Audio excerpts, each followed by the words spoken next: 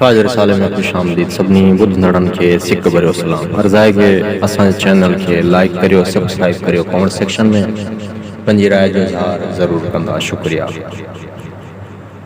तन अखियुनि उतां सिख खिलंदे खणन जी, पिरी पाबो हण सां दूर कया सब दुख। माढ़न लेखी बुख सामी सूर सुना गया। सामी चयाई सुख तलबी सुखियन न सामी। उञा ओढ़ी पंध में वेठी विसामी। घर खे तूं न गॾेई चाई इनामी। दाइम मदामी पूरो रहज फिरियसी। पूर बिया पूरी व्या आसण आधी रात। सिम न सन्यासिन जूं पचारूं प्रभात। काजा जोगी जात मिट न माज़ूरन जा।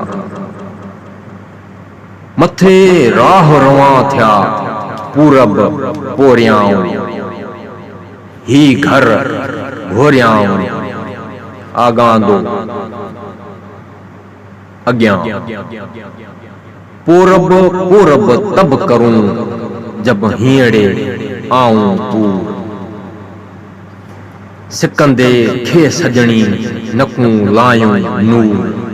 मारियस तिह सूर जीअं साजन सजी न मिले। कती कती काल अज न आतण आयूं। आरट उखली माल पूरी वियूं निझरा। नसी हुअण वणन में नसी कातारियूं। पस्यो बाज़ारियूं हीणो मुंह लूण थिए। तानी पोरियाऊं ऐब निकता अगियां।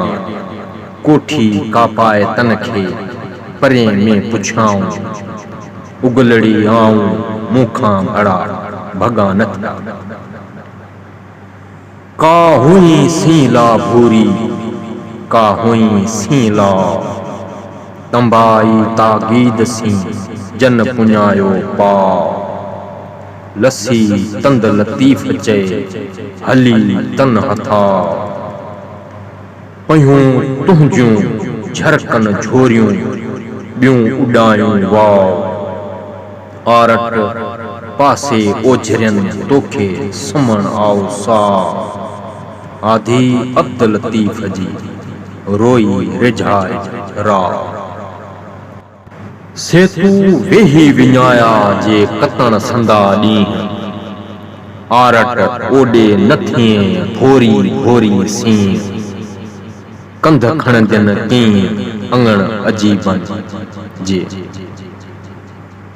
सूसारे का हथड़ा कोह न कती रड। वेही कुंड का पोकर घुतूं घोयूं छॾ। तसरा फाणी सॾ मरकियो हूंद मिटाई। भगोई भेर जान सी रतो रास थिए।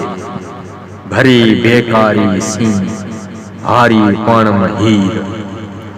कत कतेंदियूं कीर नए सी न ॼाण जी। कतण जी कान करे सुती साहिन हड। सभा ईंदो ओचतो ईद उघाड़न गॾ। जित सरकियूं कंदन सॾ उत सिकंदे सींगार खे।